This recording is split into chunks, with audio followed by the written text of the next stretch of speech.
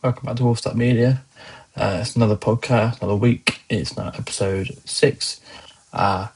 We'll be discussing a lot in this episode, but we'll just bring it down briefly.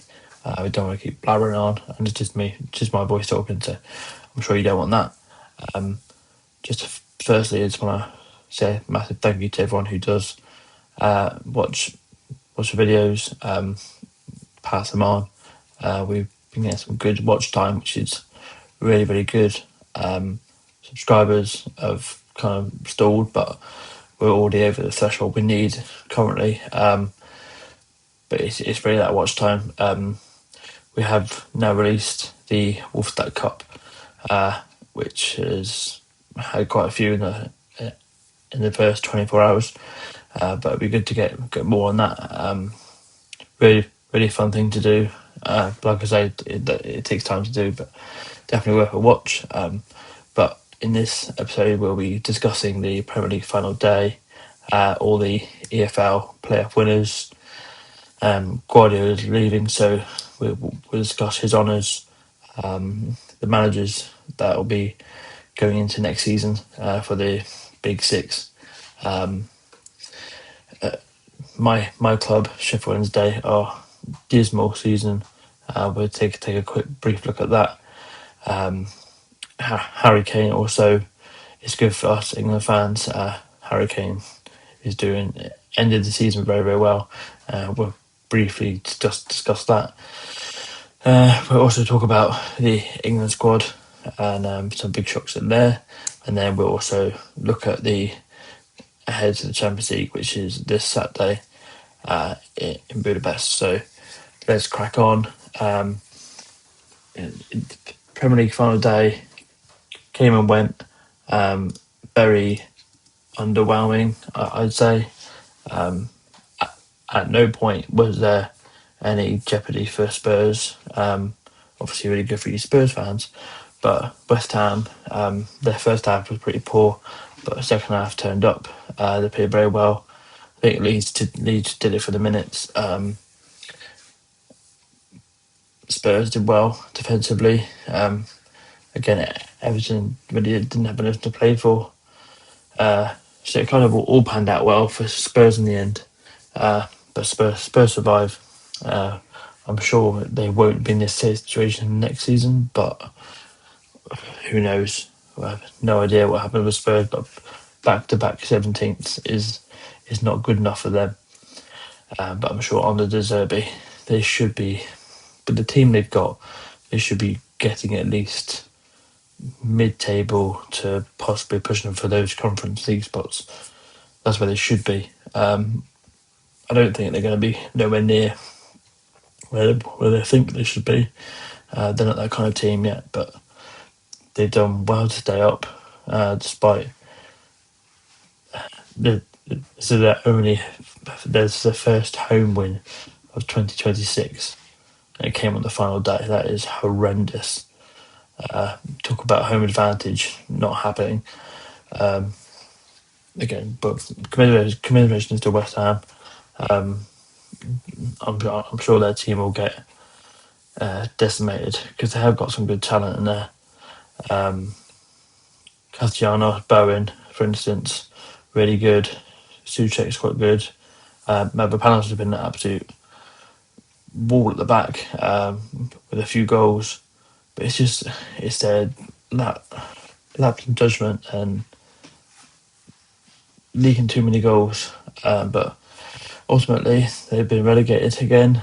I'm sure if they were to keep most of their players, they'd bounce back. But the Championship is a very, very hard league to get out of. Let's just hope they don't spiral and have a back-to-back relegation. The race for Europe got a bit heated. Bournemouth, Sunderland, Brighton, they've all got European spots now. Bournemouth and Sunderland, absolutely incredible. What a season they both had.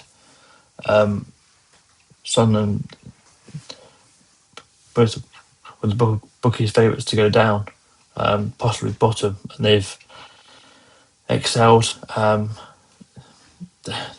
they just really, really overachieved, and I hope that fans and pundits don't ride that train and think that next season is going to be the same, because it might not, especially with European games as well. It's very demanding on teams. They need to be cautious of what they prioritise, whether that be Europe or the league. I think they have to obviously take the European money, invest it well to kind of stay in the league. I think that's their main bread and butter. They need to cement themselves in the league, a bit like a Bournemouth, a Brighton, a Brentford, that type of thing. Use the money wisely to stay in the division and not concentrate on anything Europa League, because yes, obviously the reward of winning the Europa League is the Champions League, and then that'll become more money, but it's very demanding on players, especially with obviously the World Cup this year, so they'll be coming back late for their pre-season, and then you've got the Nations League and all that absolute rubbish throughout the season. So the European games will be tough, but it's good to see them in there, something different. And as for Bournemouth, again, incredible season. Bournemouth have done really well. They definitely deserve to be there. Some really, really good talent, like Alex Scott. Obviously, I'm from Guernsey. He's from Guernsey. It's great to see local lads doing really, really well at that level. That Krupi that came in, absolutely outstanding. To say they had three of the back four move on to bigger and some would say better clubs, they've managed to fill those positions, and what they got great recruitment. All three of these teams that are now in Europe have great recruitment. They've done really good stuff in a summer window, and it shows. Just don't do anything stupid and rash. Do your homework, due diligence, get the right players in who can play in the right positions, and it pays off. Unlike Chelsea, Chelsea miss out in European competition. I'm sure their fans are probably happy with that. Look at the state Man United were in, but look where they finish. I remember came and went, but then they got knocked out of all these competitions. Just had one game a week, and they finished third. So it can do benefits. Obviously, Chelsea probably do have quite a big squad, but very, very young. So having Europe is probably going to hit them hard. Whereas a game a week, obviously apart from the FA Cup games and League Cup games, but a game a week in the Premier League, no European competitions, it might favour them, and you might see Chelsea start creeping up into the top four, something like that next season, depending on how other teams do. Chelsea's form have been very, very poor, up and down. But I'm sure under Xabi Alonso's reign, they'll start to tighten up a bit. He won't take their prisoners. He won't want to just be a yes man. I think he's come in. They want to change their model. They've seen how bad it has been, and he's obviously taken Leverkusen to a title, undefeated. His record at Real Madrid was pretty good, despite him leaving. So yeah, it's only good thing to say about Chelsea for next season. But this season, absolute write off. But we've seen this before from Chelsea. They could win the league, finish 10th next season, and then come back and win it again. I'm not as confident they will win it again. But with the down spiral of like Liverpool, obviously Pep going, Michael Carrick, we don't know what he's not proven. Obviously Mikel Arteta, but that's probably the league's toughest opponent. It will be Arsenal. So it's wide open next season. So yeah, that's pretty much what happened on the final day. Obviously Spurs survival, West Ham relegated, and very, unforgettable season, but not the best of last days. But we'll take what we're given. So from relegation to promotion, EFL Championship was won by the team that actually finished sixth in the league. So what would be the rank outsider? I'm sure all of the faff with Spygate probably didn't help Borough's cause.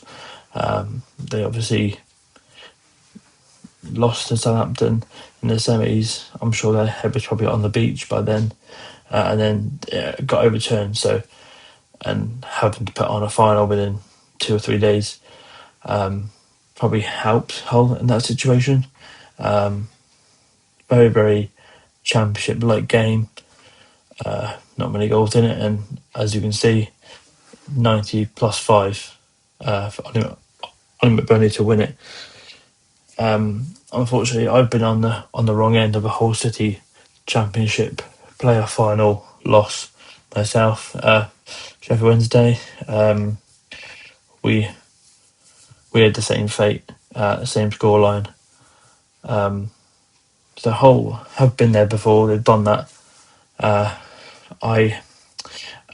bit like Sunderland last year when they came up, no one really gave them a chance. I was kind of in that boat. I don't think I had them in the bottom three, so I did have them surviving. But Hull will find it tricky. I think they were lucky to get in the playoffs on the final day. Over the course of 2 games in the semis, they did really well against Millwall by all means. And obviously the final here, they did well to keep it tight and then snatch it right at the death. Yeah, Hull City, congratulations to them. And we'll see them on our screens in the Premier League next season. As for League One winners, where on Saturday, Bolton were crowned playoff League One winners against Stockport. Own goals and red cards probably hindered Stockport here. They were, throughout the whole season, they've been the better team, but it all comes down to a 90-minute game, doesn't it, really? But Bolton have been there or thereabouts for the past couple of seasons, and it's good to see a big team like Bolton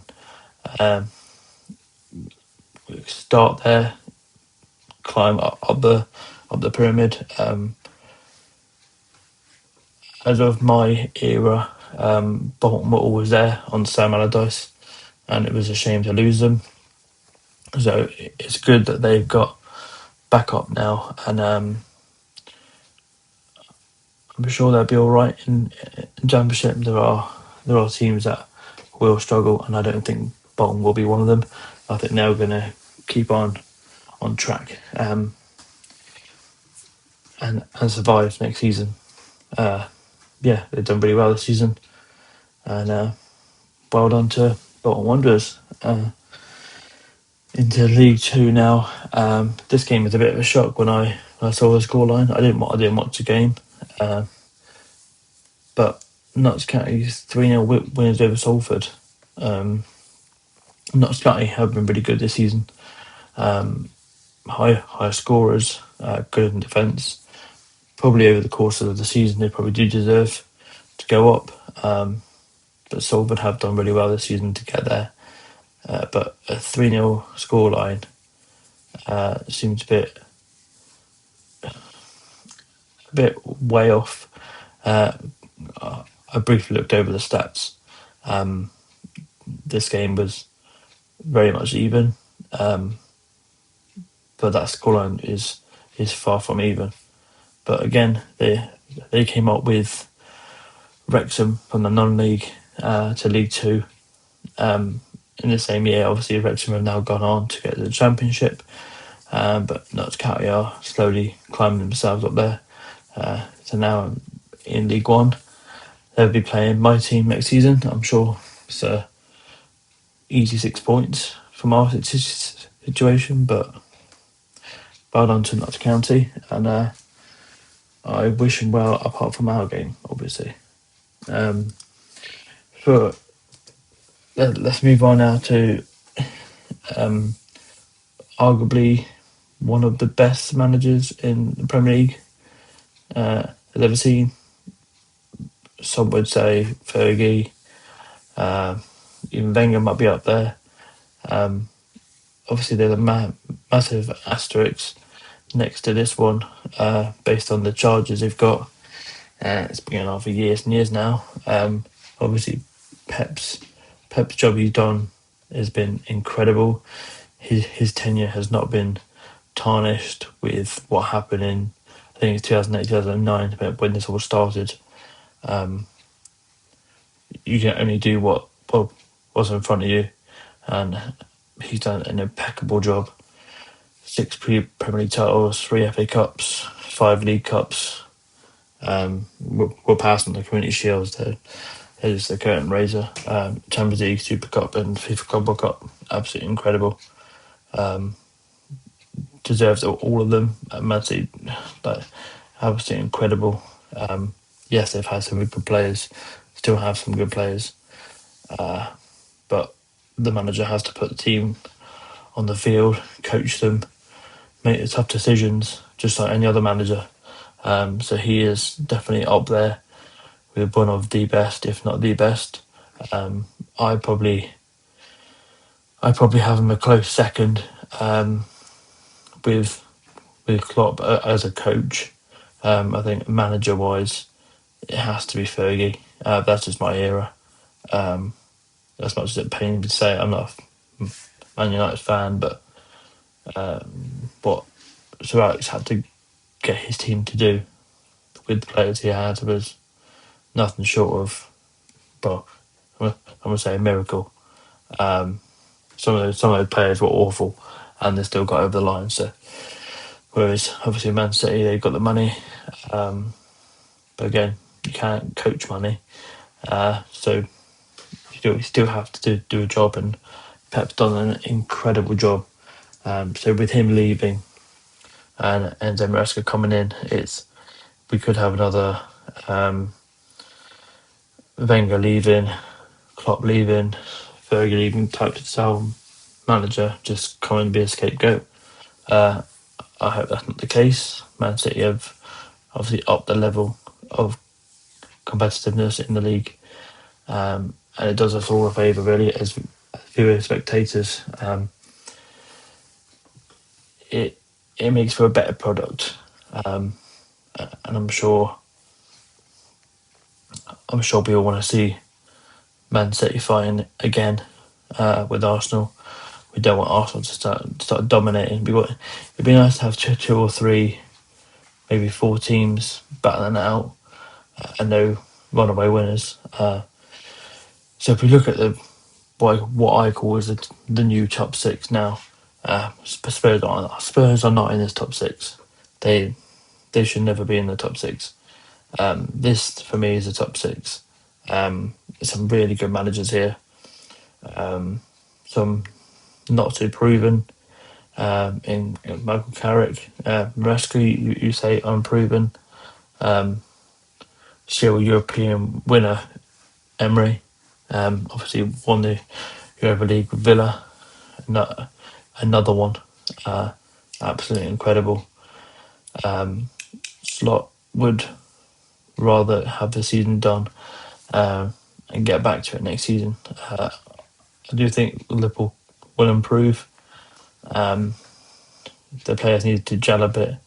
And I think once they knew the season was slipping away, they kind of like took their foot off the gas a bit, changing tactics all the time, playing players out of position. That never helps. But again, Arteta delivers the title for Arsenal for the first time in Premier League history. Well, not Premier League history, but like since the Invincibles. Yeah, I always thought Man City would catch them, but he did well, stuck to his guns, and Declan Rice was right when he said it's not done. I'm sure people laughed at that. But over the line now. Hopefully that does well for the English lads going to the World Cup. So yeah, good for them. Good for Arsenal. But let's not dwell on that and keep hearing it over and over again for the next 3 months. We have the World Cup coming up, so we're all on the same team when it comes to England. But from glory to the complete opposite, my beloved Sheffield Wednesday, absolutely awful. What a season. Finished on 0 points after an 18-point deduction. 2 wins all season. Yeah, not great at all. What the previous owner did to us was criminal. We didn't deserve it. We've had some amazing playoff nights, massive turnarounds. We are that sleeping giant, as some people say. We were so close to the Premier League once. We were 1 game away, and now we're back down to League One again with an absolute whimper. 40 odd points from safety. Even if you give us 18 points back, we're still 30 points off. But our club's been decimated from players. Obviously, backroom staff have all changed. The stadium's not ours, but it's good that now the Stokes group has come in, kind of stabilise us a little bit, put a bit of money in. It'll be exciting to see what kind of players we can get in. But it'd be nice to see some academy lads come through. I just want to be able to not get relegated again. I think if you start getting relegated to League Two, then you're flirting with a non-league, and that's not a good place to be. Obviously, League One now we've got 4 relegation spots, so we have to beat 4 other teams to survive. I know that seems a bit morbid because we have a whole season ahead of us, but I just hope we can start quickly, get points on the board, grow a bit of confidence, and stay well ahead of those bottom teams. I don't want to have to go through another relegation scenario because that won't look good for the club whatsoever. So, but enough of that. That's just a brief talk over my club, the position of it. So if any of you are wondering what a bad season is that just remember, yes, as much as a football club is football, it is also a business. This proves that the business side of it matters. Obviously, the on-field game that we watch, we enjoy, we all love, we support, we cheer, we boo, everything. That has to come second. The business side of it has to come first, unfortunately. Obviously, there's players, staff, everyone needs paying. We've had weeks, months of players and backroom staff not being paid.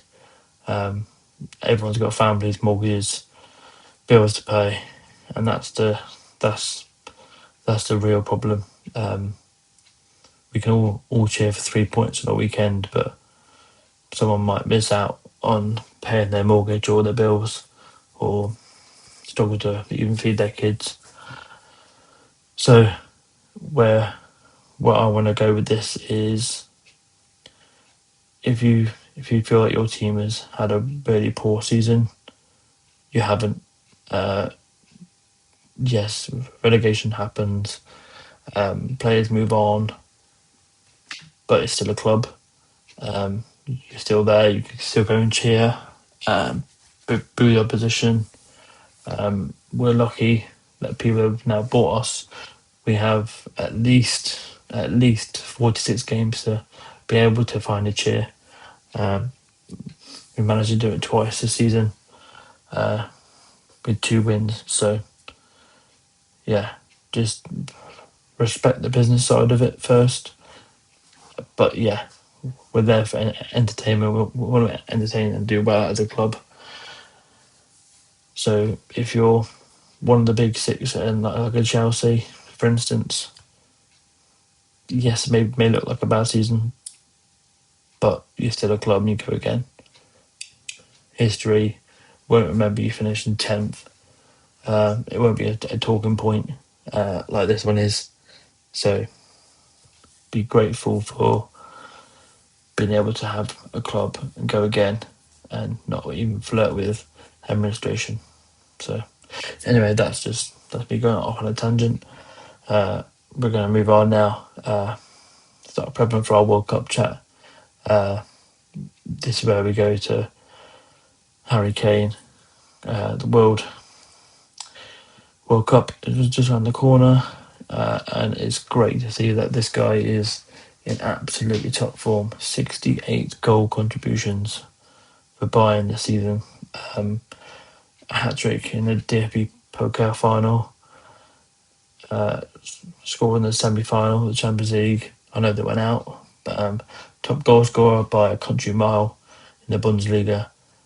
We just need to start playing to his strengths, and I have no reason why that England couldn't win the World Cup with a talent as that up front, because it's the hardest thing to do in the game is score goals, and he makes it look easy. Like 61 goals. Some teams don't score that. That's nearly 3 times as many goals as my team combined for the season from one player. That's nothing short of absolute quality. England have a real player there, and we can certainly help him lift the World Cup, hopefully. I put this through AI just as what I think could happen this summer in the USA. I just have a feeling that this is going to be something along the lines of the headline that will happen when we win it.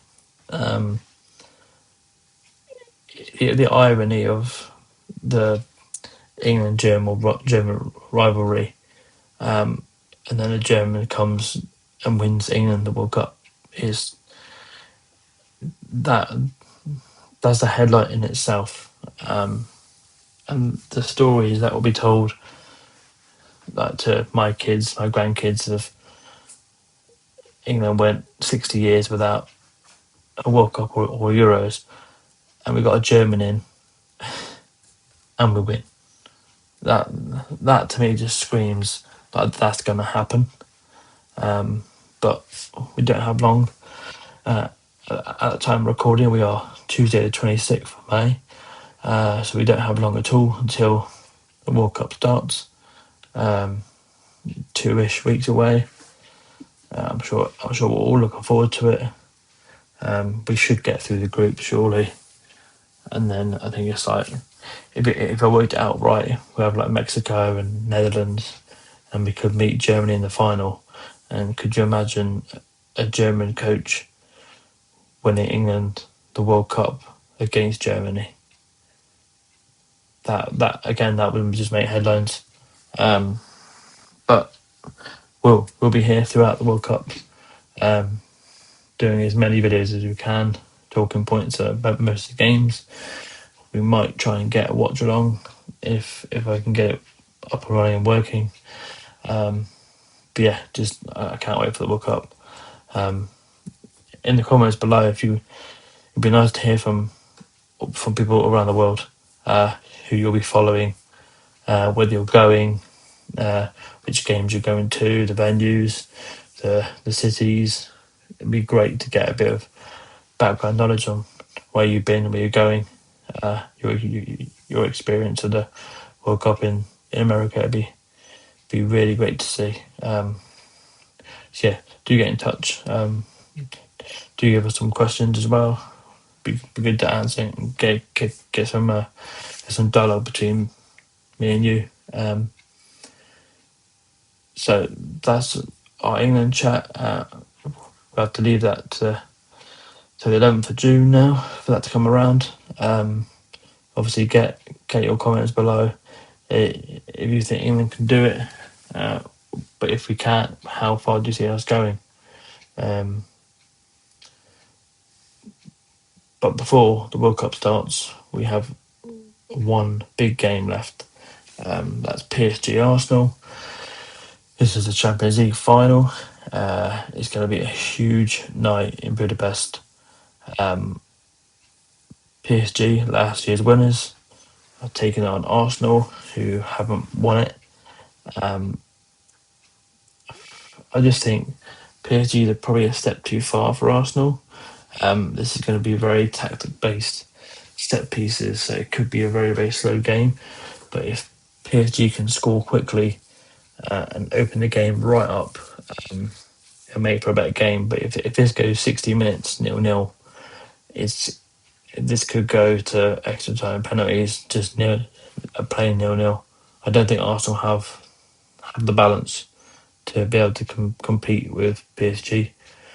I still think PSG will win it.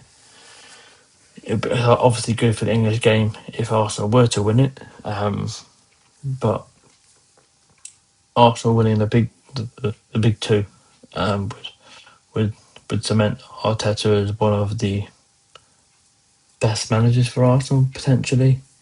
Obviously, Wenger never did it. People before him didn't do it. Everyone since haven't done it. So I'm sure Arsenal fans get in touch. Let us know if you think you got what it takes to beat PSG. Again, we'll try and do something along the lines of this, but I am due to be away when this is on, so it may have to be a quick jump on, jump off type video. But yeah, something to look forward to. The end of the season, start of the World Cup is here. So just enjoy it all. Enjoy it all. Good luck to Arsenal fans and PSG, obviously. Stay safe, travel well, but just enjoy it. Enjoy the night. So there we have it. That's all our talking points. So now we have the Trivia Tuesday answers. This week was a bit more tougher. I thought I'd chuck in a few harder ones just to get things going. So we did our final day quiz. This one was quite fun to do, to be fair.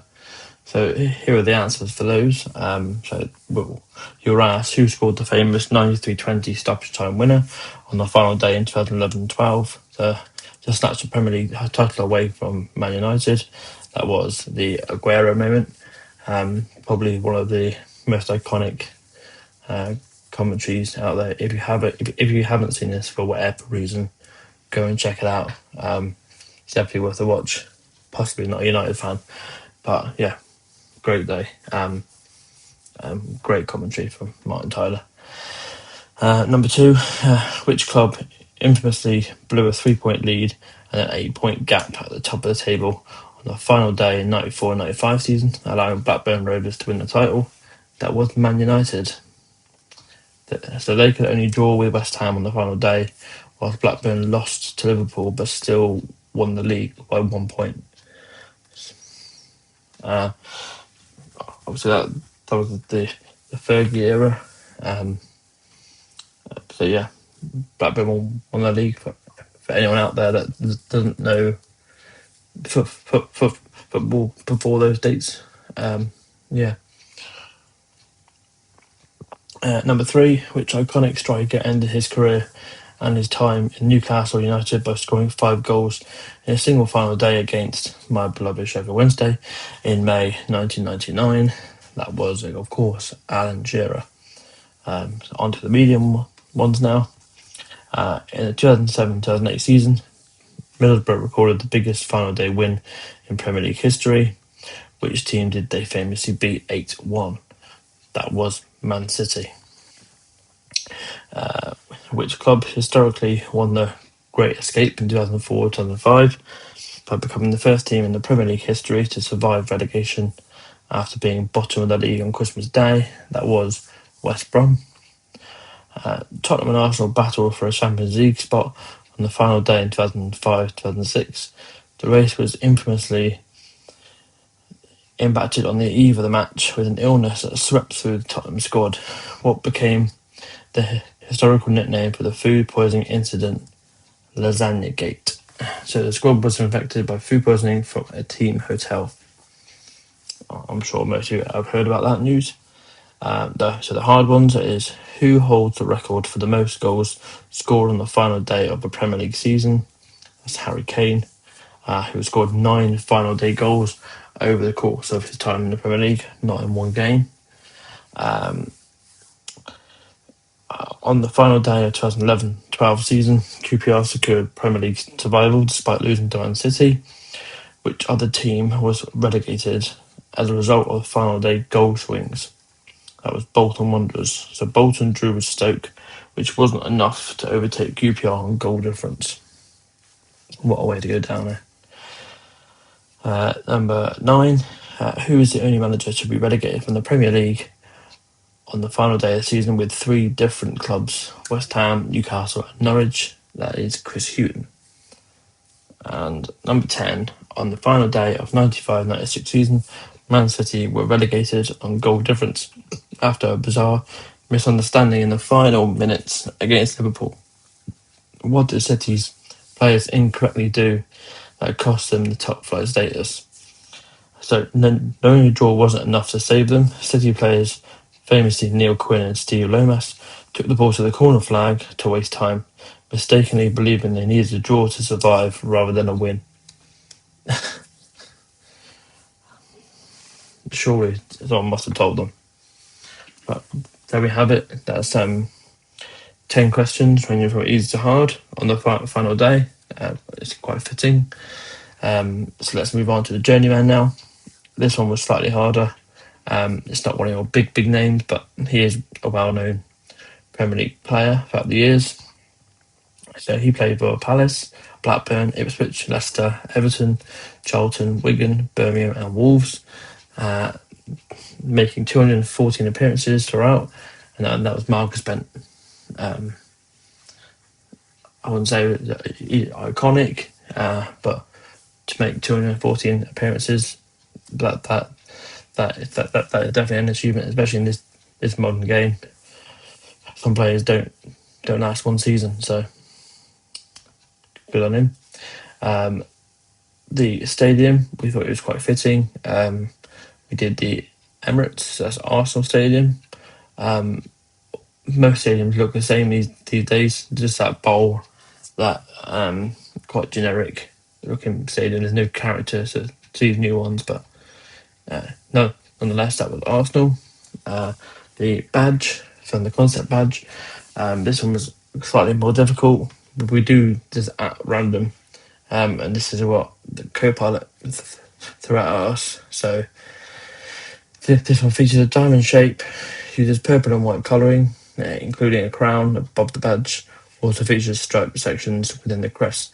Now, seeing this first off, I thought this may be probably Fiorentina, something like that. But no, this is the answer. It's Real Valladolid in Spain. So we've gone from England, Spain. Quite a random team, but for all you football knowledge people, you may have got that. So on to our bonus badge now. We take three teams, put them into one badge, and it makes up a new badge. So all you have to do is tell us the three teams. These are fairly straightforward. Obviously the Forest with a tree, and Newcastle with a magpie. obviously the line is a bit more difficult. Quite a few teams have a line in there, but when you take into account the look of it, Aston Villa makes sense. So those are the three teams, and that's it for the answers for Trivia Tuesday. Hope you enjoy it. We'll be back again on next Tuesday for more trivia, and we will be doing a special podcast. There's no football as such apart from the Champions League final. I am away. So just a podcast, a bit about myself, where I'm going with the channel, where I want to get to, kind of bit of background on how it all started, how it's going, obviously down to everyone that watches, so thanks a lot for that. Obviously, if you've got this far, then that's some good watch time for me as well. Currently a team of one, so I do recording, editing, everything on top of everything else, which you'll find out in next week's podcast. So yeah, it's just a bit of a background really, and I'm sure you'll all enjoy it nonetheless, I hope. Obviously we're looking for some content to do over the summer. Obviously we've got the World Cup happening, so obviously a lot of talking points on that, but if we can start building up an engagement with you guys, we can get something in motion. Let me know your thoughts on these Trivia Tuesdays, how that's going, possibly the kind of genre questions you're after, what kind of talking points you want to talk about. We can do a Q&A, we can do a bit of back and forth. We are trying to build a team, but it's got to start somewhere. Unfortunately, it starts here with just me waffling for half an hour, 45 minutes. So yeah, we're on the right path. We are getting the views, the watch time, slowly going to get there, and I have no doubt this is going to work because I'm dedicated to it. Every week I'll be here putting something out. So thanks again for watching, and we'll be back on Tuesday for the quiz, and we'll see you next Thursday. So have a great weekend, and we'll see you soon. Thank you.